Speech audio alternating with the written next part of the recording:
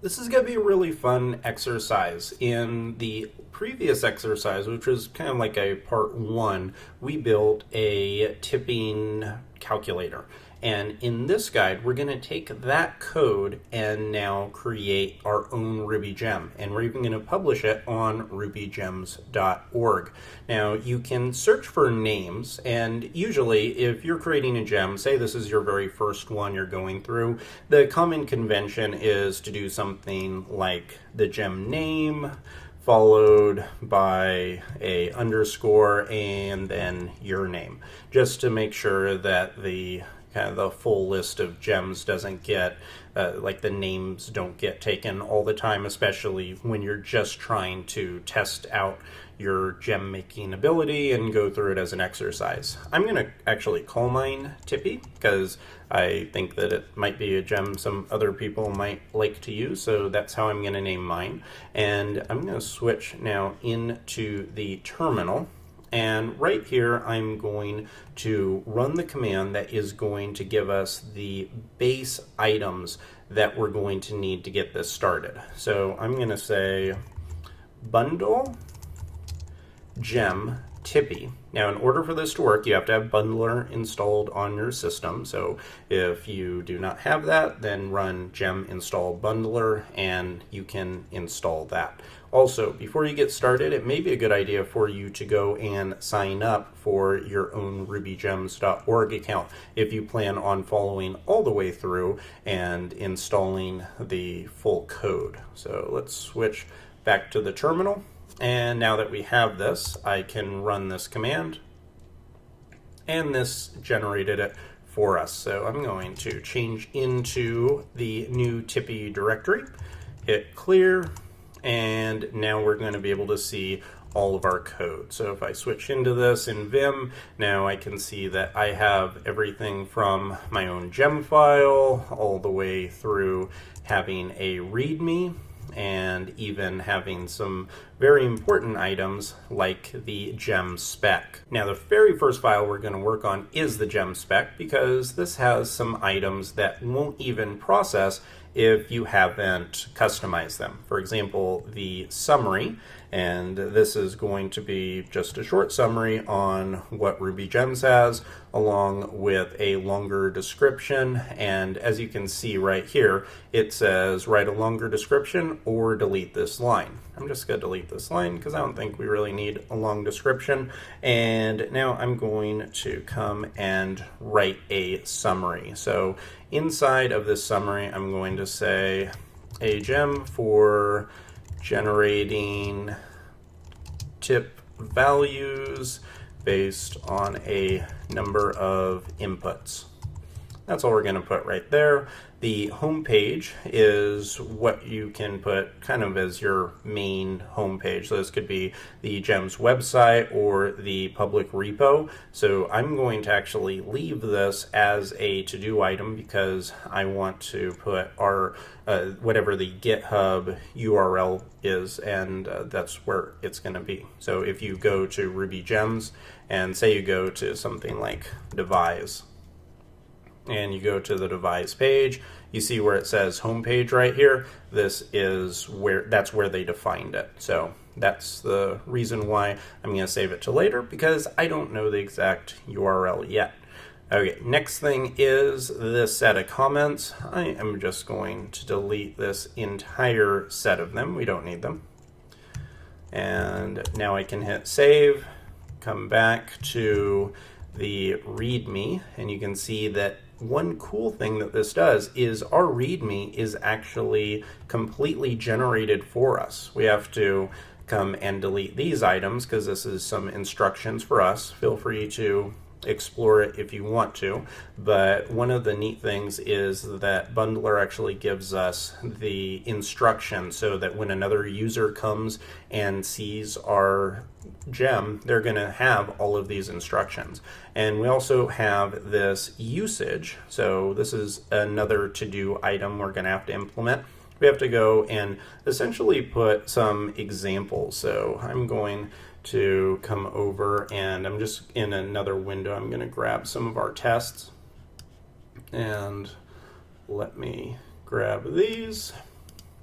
And I'm going to paste these in.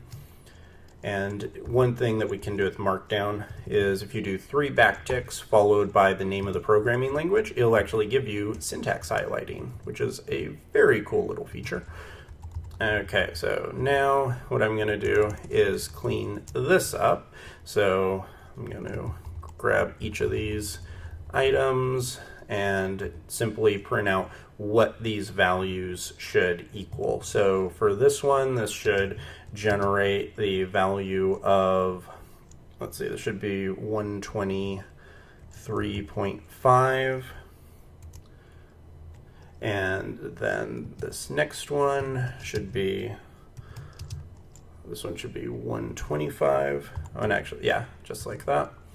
And this last one should be, let's see, this third one is 115.0.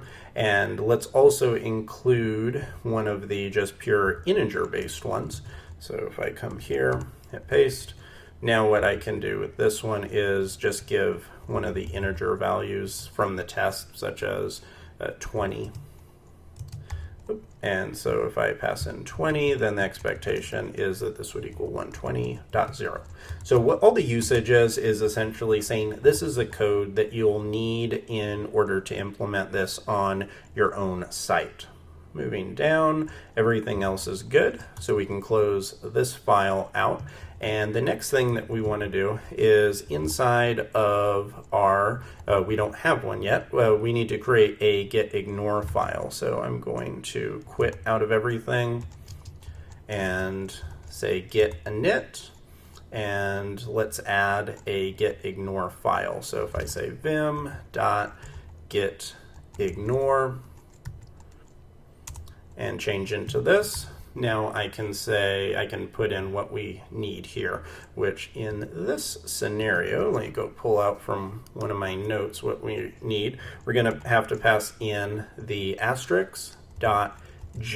And so what this is going to do is if we ever generate the gem inside of our actual Tippy directory, what is going to happen is it's going to cause a failure if we push that up to GitHub. So what we need to do is make sure that we never push the gem itself, because Bundler has this entire process of compiling the gem and taking in its dependencies and all of that kind of thing, and we don't want to try to override that behavior. So this is going to ensure if we ever compile the gem locally, it won't create a problem. That's why you need to add that. Now if I type get status, this is going to show what we have so far. So far, so good. And we can create a stage and time. So I'm going to say get add, and now we'll say initial commit. And just so we can go and knock this off of our to-do list, let's come over to GitHub and create a repo. So come up, say new repository. I'm going to call this repository Tippy, public, and generate it. And now copy this. Coming back to the terminal, just paste that in, and that's going to push up all of our code. So if I come here, you can see that we now have a gem page on GitHub, and look at all of our instructions. And you see our usage and the cool syntax highlighting. I love the way that Markdown does that. So this is all we need to do. It has all of our instructions, and now because we have this URL, we can come back, and switching back into Vim, we can come into our gem spec and come back here and come to the home page. So now I can cross this off of our list of to-do items. Oop. And say paste this in. Perfect. Okay, so now we have everything done in terms of our gem specification, but now we actually have to come in and implement the gem itself. So coming to the lib and the Tippy directory, you could technically put your code right here, but I usually don't unless I'm just doing it for kind of example purposes.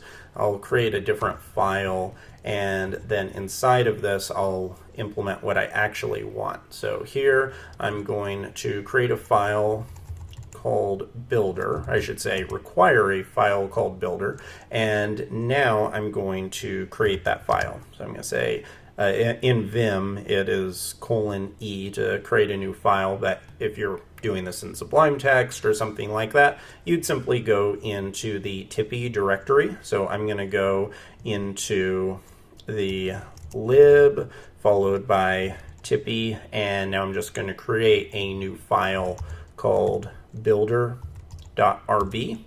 and that's what this file is, and I'll save it. And if I not that one. So if I come right here and hit refresh, now you can see that there is a file called builder, and this is what I want to actually push in all of the code to. So I'm going to switch and grab the code that we implemented in the guide from yesterday and paste this in. And there is our module for Tippy, along with our builder class and everything like that. So this is all we should need, and unless I am mistaken, I believe we're ready to push this up. So I'm going to say git status, git add, git commit, implemented Tippy code. Now I can push this up to the git repo. And now if I type clear, now we're good to go. Now let me switch over to my notes one more time, because I don't create a gem on a day in, day out basis. It's usually something I'll do every few months, and rarely for rubygems.org. I usually just push it up to GitHub for my own personal projects or for a client project.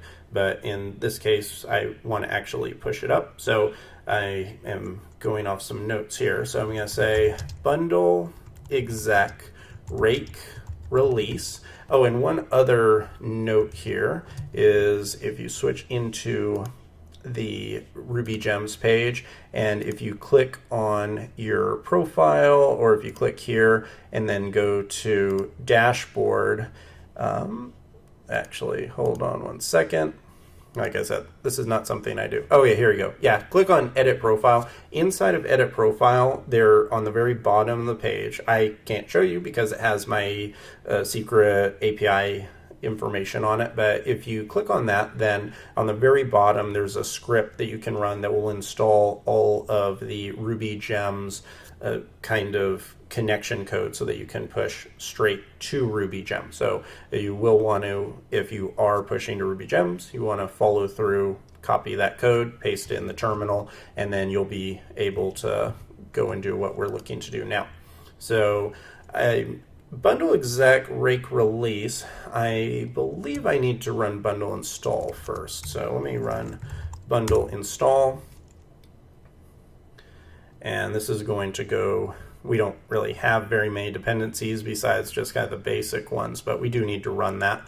And now I believe the next command should be bundle exec rake release, and unless I'm mistaken, this should push everything up to RubyGems.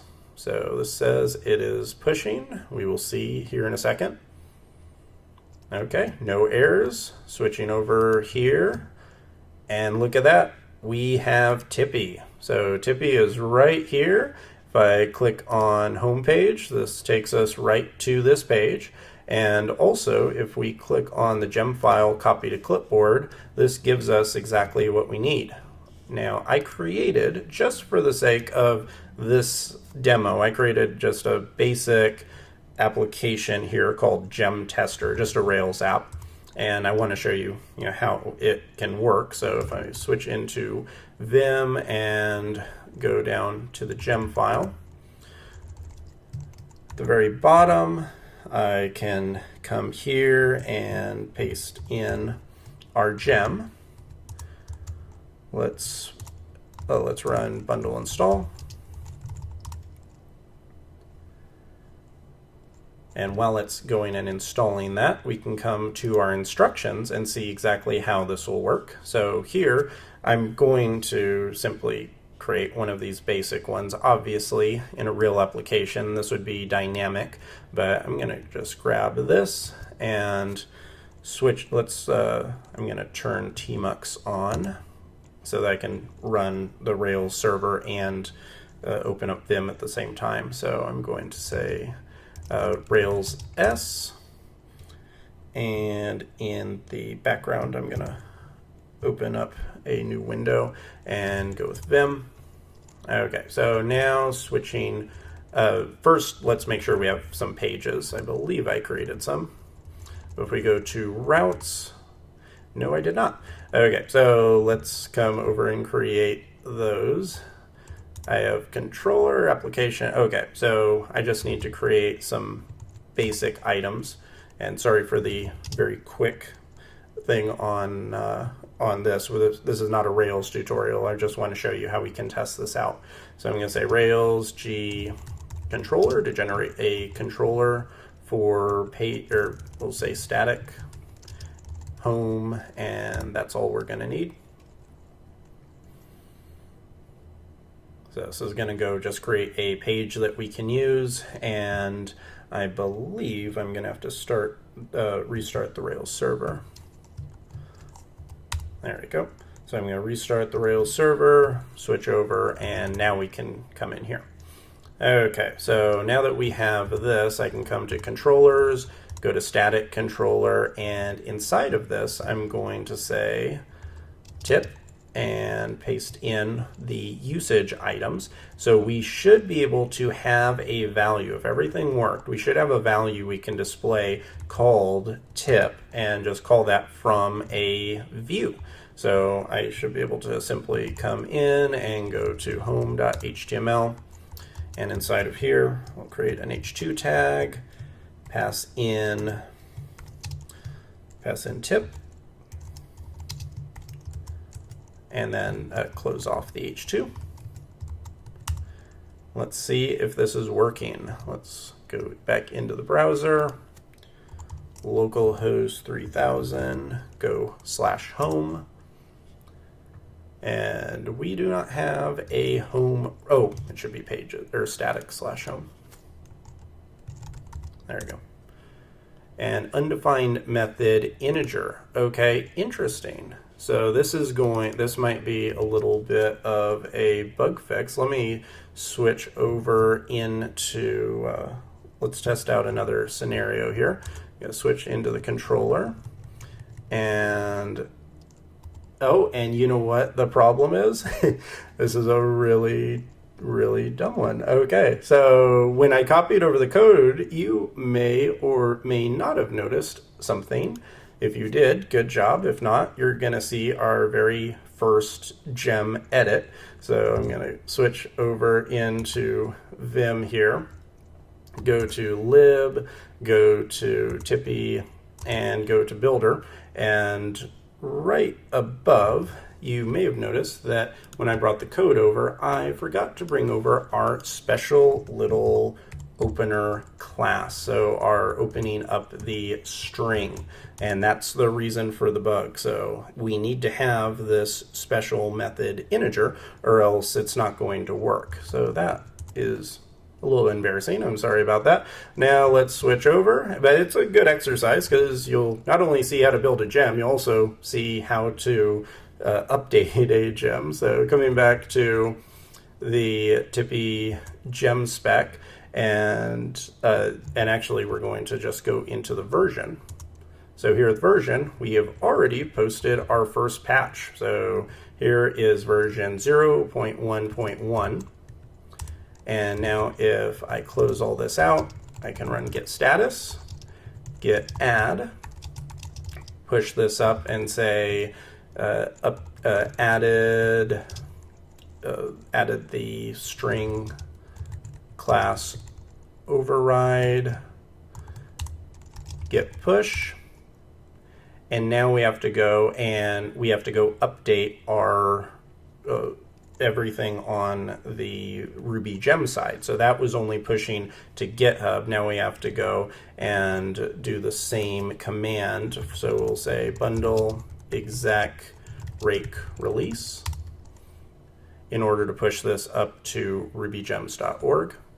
So this is rebuilding it, but now with this version. So yes, I'm not happy that I made that mistake, but I am kind of happy that you got to see how you can also change version. So that is actually a good thing. Let's verify that this worked. If I come here, you can see that now we already have our newest version. I'm going to copy this to clipboard and switching back here, let's open our gem file up.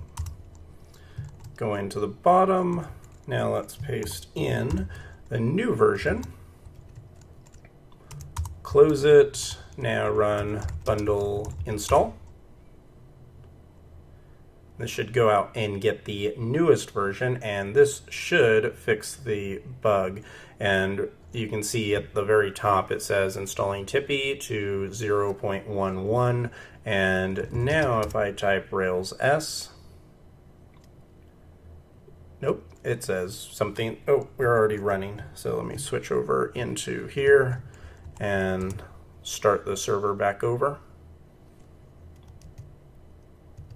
Switching here, now let's hold our, cross our fingers and see if it's working, and maybe, maybe not. I don't see anything printed out, so let's see what the bug is now. Let's switch into 2, Vim, and now come to app, controllers, static controller, and this has tip, and it has all these values. Now, whenever I'm running into some kind of bug like this, first thing that I do is put in bybug. So if I hit refresh, it's gonna hold right here, which is good. That's what we want. And now if I switch back into here, it's given me a little session where I can ask questions. So you can see return value is nil, and that looks like part of the problem. So if I type tip, oh, tip is 123.5. So that is working. So let's take a look then. Type exit.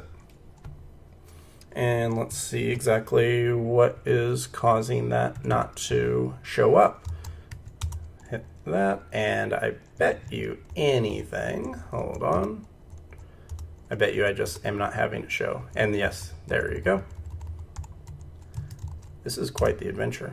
This is when I couldn't, and part of the reason I usually like to plan for these and test and have all kinds of, have everything set up so you can see everything with a clean flow. But the problem with this is I couldn't do that because once I pushed Tippy up to RubyGems, I couldn't re-push it, and I wanted to show you what a real implementation looks like. But this is actually a real implementation because you will run into these kind of bugs. So that's part of the reason. Now if I hit refresh, look at that. There it is. Finally, that was a little bit longer than I thought it was going to be, but here it is. We have our own gem, and it is working beautifully. Now if I come to our controller here, and now let's switch it up. Let's go and come with a few other examples, like our low example. We're just passing in a value like that.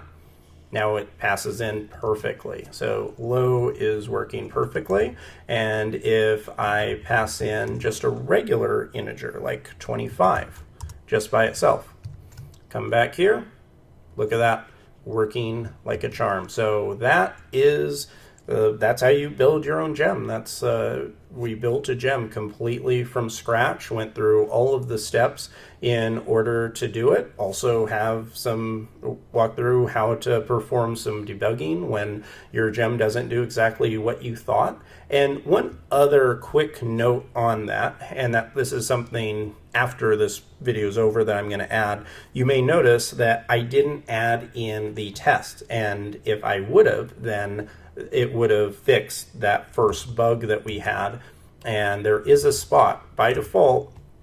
this ships with RSpec. So what I'm going to do after this is the RSpec test that I wrote for the exercise. I'm going to come and I'm going to simply add them here. And that way, if I ever make changes to the gem in the future, I can run RSpec and it is going to run through all of the tests. And if I add something that breaks, kind of like we did earlier, it's going to let me know and then I can fix it before pushing it up. So that if you're building your own gems, make sure that you do add all of your tests, and that's going to be something that's very important, because this is, when you're building gems, it's very different from building your own applications. You rely on your applications and your users rely on your apps. But when you build gems, when you build open source software that other people are going to use, other developers and all of their apps and their users are going to rely on it. So it becomes even more important to put in things like automated tests to make sure that you don't implement any kind of breaking changes or anything like that. So great job if you went through that. You now know how to create and deploy a Ruby gem.